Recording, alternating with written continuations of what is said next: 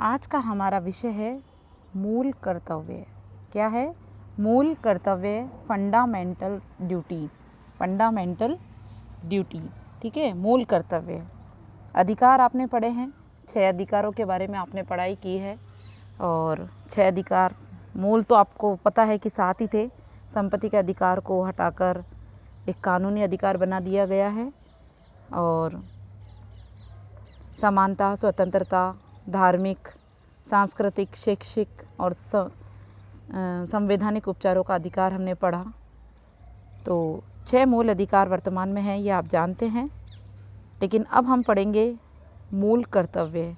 तो आइए, मूल कर्तव्य कितने हैं ये भी आप जानेंगे, और वर्तमान में कितने हैं ये भी आप जानेंगे। और क्या हम मूल कर्तव्यों के लिए भी कोर्ट जा सकते हैं, ऐसा कोई प्रावधान है, तो इसके बारे में भी आप तब जान पाएंगे जब आप वीडियो को अच्छे से देखेंगे।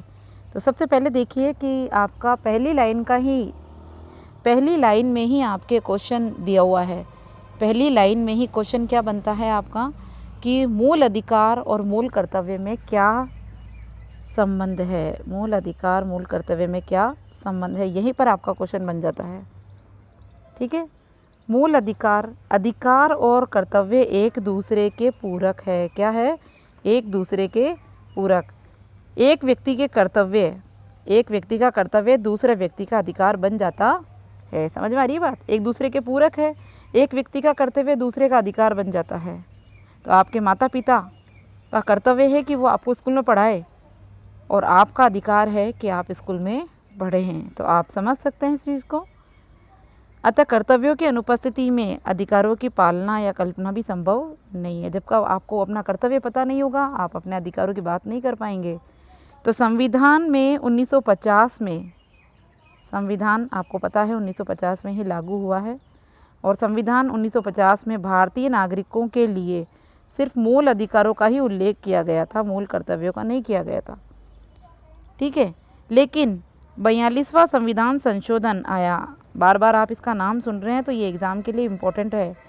42वां संविधान संशोधन 1976 में यह अनुभव किया गया कि, क्या अनुभव किया गया कि देश के नागरिकों के कुछ मूल कर्तव्य होने चाहिए, उनका उल्लेख किया गया इसमें। 42वां संविधान संशोधन 1976 के तहत मूल कर्तव्यों का उल्लेख किया जाना चाहिए। तो अब आप जानिए कि ये मूल कर्तव्य संविधान के किस भाग में है। तो मूल कर्तव्य संविधान के भाग 4 क में दिए गए हैं, ठीक है, क्योंकि नीति निर्देशक तत्व 4 में है और मूल कर्तव्य 4 क में है। और 4 क में भी कितने मूल कर्तव्यों को जोड़ा गया? तो 10 मूल कर्तव्यों को जोड़ा गया। मूल 10 ही थे, ठीक है। इसके आगे आप जानेंगे कि 11वां कौन सा है और कब जुड़ा।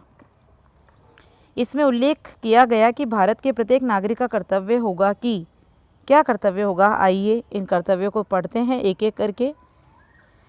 सबसे पहला, संविधान का पालन करे, उसके आदर्शों, संस्था, राष्ट्र ध्वज और राष्ट्रगान का आदर करे, ठीक है। फिर है दूसरा आपका, संविधान के आदर्शों को अपनाए, अपने हृदय में उन्हें जगह दे, ठीक है, अपने हृदय में उनको जगह दे। उसके बाद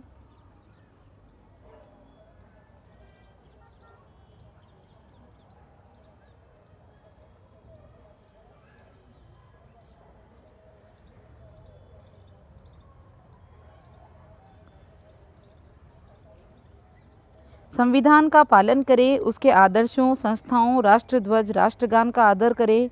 स्वतंत्रता के लिए हमारे राष्ट्रीय आंदोलन को प्रेरित करने वाले उच्च आदर्शों को हृदय में संजोए रखे, उच्च आदर्शों को हृदय में संजोए रखे और उनका पालन करे।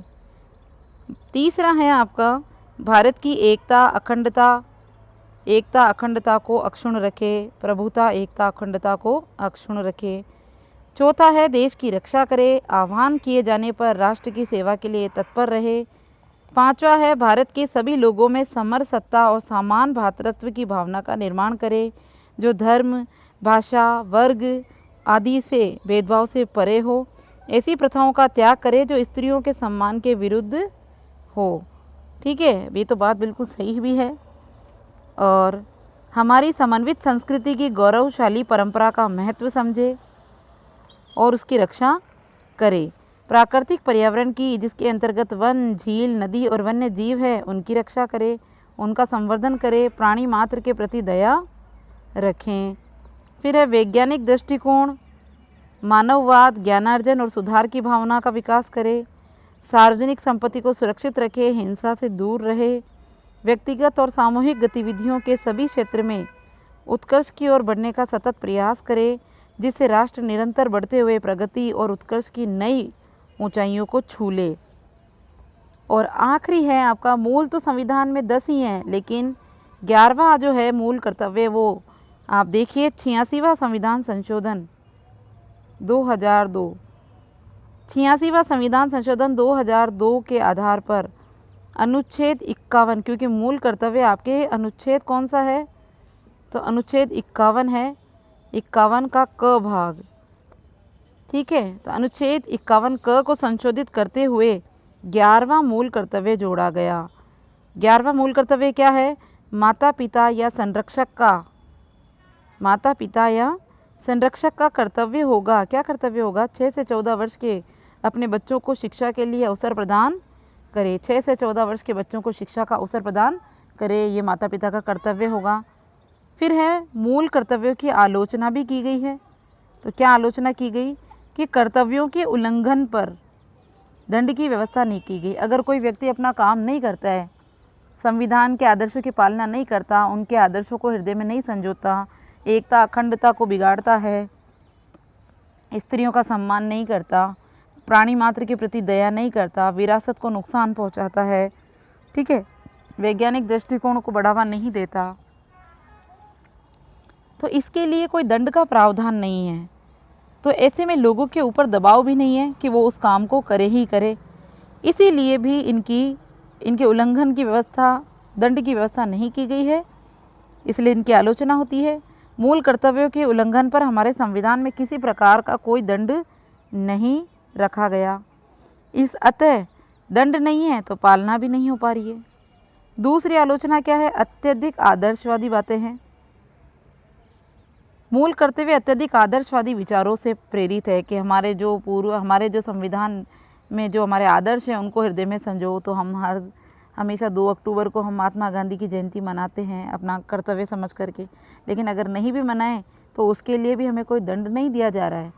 हम हमारे संविधान के आदर्शों को दिल में संजो के रखें, और नहीं रखें, कुछ लोग नहीं रखते, तो उसके लिए उन्हें कोई दंड नहीं मिल रहा। ये आपकी ड्यूटी है, ठीक है।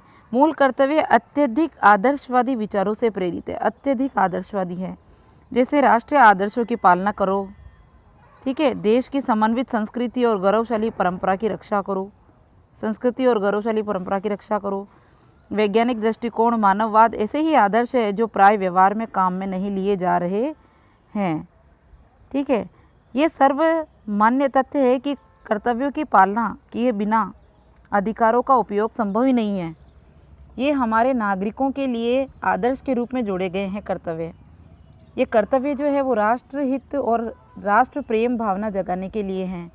संविधान में इनको सम्मिलित करने के पीछे कोई राजनीतिक या दलगत भावना नहीं है।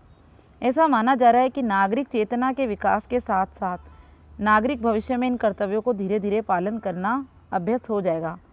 मतलब आप अगर राष्ट्रगान हो रहा है तो आपको कोई कहेगा नहीं कि आप रुको, खड़े रहो, ठीक है, आप पालन करो। ये आपके अपने हृदय में खुद आना चाहिए कि ये मेरा कर्तव्य है कि जब मेरे देश का संविधान, मेरे देश का झंडा लहरा रहा है तो मुझे राष्ट्रगान के समय एक स्थान पर खड़े हो जाना चाहिए। अगर आप नहीं खड़े होंगे तो कोई आपको दंड नहीं मिलेगा। ये आपके कर्तव्य है, आपके हृदय में होना चाहिए ये, ठीक है। नागरिक चेतना के विकास के साथ साथ नागरिक भविष्य में भी इन कर्तव्यों को धीरे धीरे पालन करने में अभ्यस्त हो जाएंगे। प्रत्येक नागरिक द्वारा इन कर्तव्यों का पालन करना एक धर्म माना जाना चाहिए, सर्वोच्च धर्म समझा जाना चाहिए। तो 11 मूल कर्तव्य हैं हमारे संविधान में। अब आप देखिए मूल महत्वपूर्ण बिंदु दिए हुए हैं पाठ के।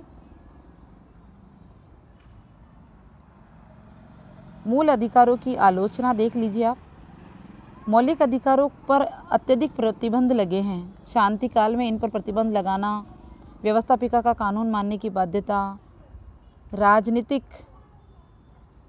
राजनीतिक विरोधियों को दबाने में उपयोग, शोषण के विरुद्ध प्रभावी नहीं, न्यायिक प्रक्रिया में बाधा। नीति निर्देशक तत्व वे विचार है जिन्हें संविधान निर्माताओं ने भविष्य में बनने वाली सरकारों के समक्ष एक पथ प्रदर्शक के रूप में रखा है।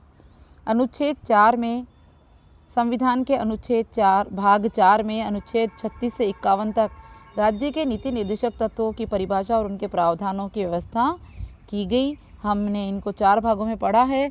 आर्थिक सुरक्षा, सामाजिक हित, शिक्षा संबंधी नीति निर्देशक तत्व, पंचायती राज, स्मारकों और न्याय संबंधी नीति निर्देशक तत्व, अंतर्राष्ट्रीय शांति और सुरक्षा संबंधी नीति निर्देशक तत्व। उसके बाद हमने ये भी पढ़ा है संविधान में 42वें संविधान संशोधन 1976 में भाग 4 में चतुर्थ क में 4 क में इनको जोड़ा गया और 11 मूल कर्तव्यों की व्यवस्था की गई है। ठीक है, फिर आप इनके अभ्यास प्रश्न भी देख लीजिए। अगर आप इन्हें सॉल्व कर लेते हैं इसका मतलब आपको चैप्टर समझ में आया। इसलिए बहुत ध्यानपूर्वक इनमें दिए गए आर्टिकल्स को आपको अच्छे से लर्न करना है, इनको याद करना है। मूल कर्तव्य हर बच्चे को याद होने चाहिए। 11वां मूल कर्तव्य बहुत इंपॉर्टेंट है, एग्ज़ाम में क्वेश्चन पूछा गया है। पाठ से संबंधित आप अन्य महत्वपूर्ण प्रश्न बनाएं और इन महत्वपूर्ण आर्टिकल्स को बार बार सुने, याद करें, तो आप हर हाल में आपका ये चैप्टर कंप्लीट हो जाएगा।